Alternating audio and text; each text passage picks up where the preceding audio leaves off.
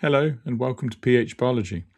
Today's explainer is the lock and key model of enzyme action. One key per lock, one substrate per enzyme. By the end of this video, you'll know why this model explains enzyme specificity, when to use it in an exam, and where it falls short for higher study. The lock and key model says the substrate fits the active site of the enzyme like a key fits a specific lock. The substrate must be the right shape to bind. Once bound, the reaction happens and the products are released. The enzyme is unchanged.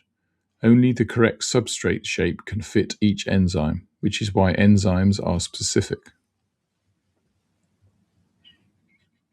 Three things.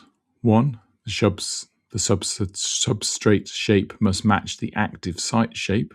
2. Only one type of substrate can bind to any one enzyme. This is enzyme specificity. 3.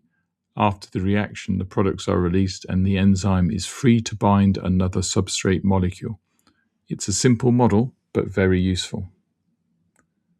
Common slip.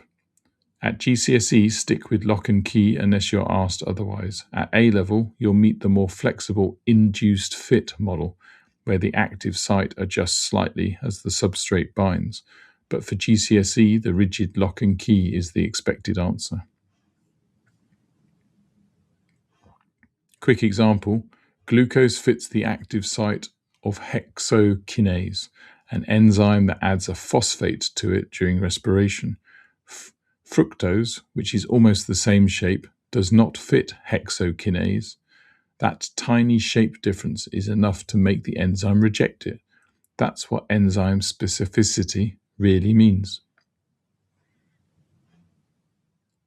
Right, if any of this is going to stick beyond this video, drop into phmaths.com. You'll find a free 4-week GCSE higher revision planner ready to download, plus the mastery workbooks, one for every higher topic, every answer fully worked, every common slip flagged. Simple explanations, serious results. See you next video.